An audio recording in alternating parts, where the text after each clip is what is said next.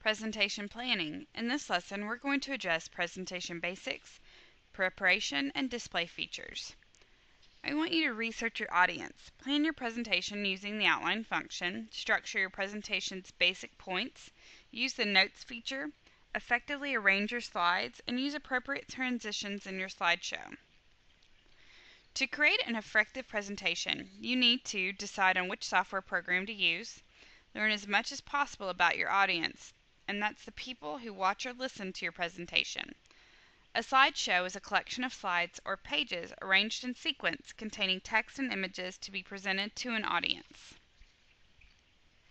The term presentation software has been synonymous with Microsoft PowerPoint.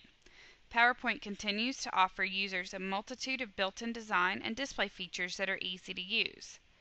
Popular alternatives are online presentations applications such as Google Docs and Zoho.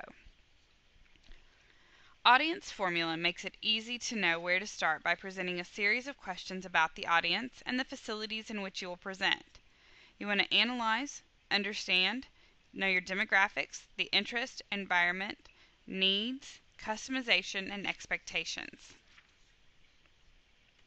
Speakers often use presentation software as a primary planning tool.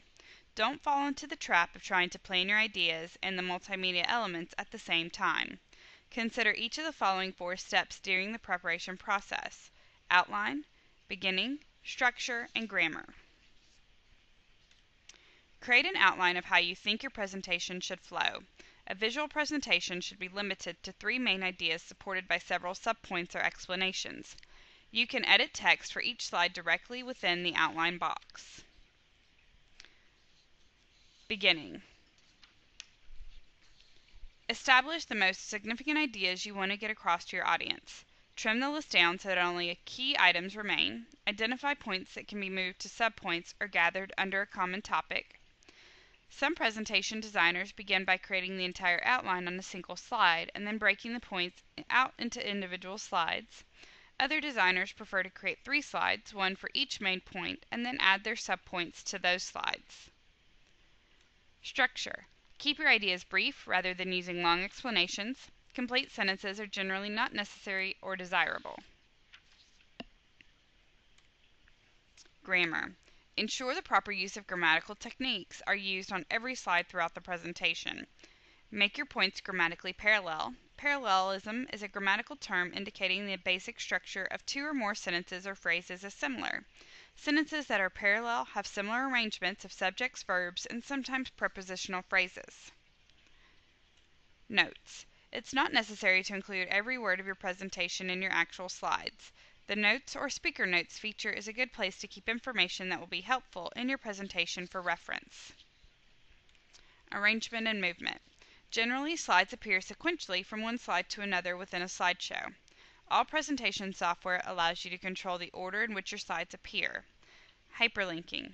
A hyperlink is a text or picture that can be used to connect one picture with another regardless of their actual order in the presentation. A good tool to use when you want to refer back to information on a previous slide.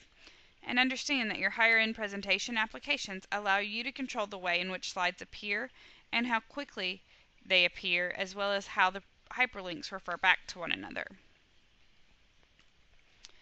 Animations or transitions. A way in which each slide will appear during its transition from the previous slide. You can determine a slide's transition sound and speed, and you can determine whether the slide will advance automatically after a set time period or with a mouse click. Action buttons.